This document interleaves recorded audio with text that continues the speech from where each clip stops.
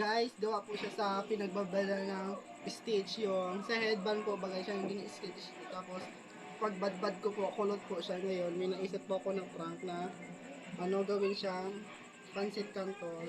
Anong mga ginamit mo? Nagamit ko ang ketchup, garlic, tapos hindi ko alam kung pang pabango na yan. Tapos, yan na siya, kinalabasan. Ngayon guys, mag-pre-taste tayo para maniwala sila. Kung totoo nga. Hindi ako ready guys. Amen. Nagkakurudog man ako. May bulbal man yan. Ayan mo. Tara, tara, tara.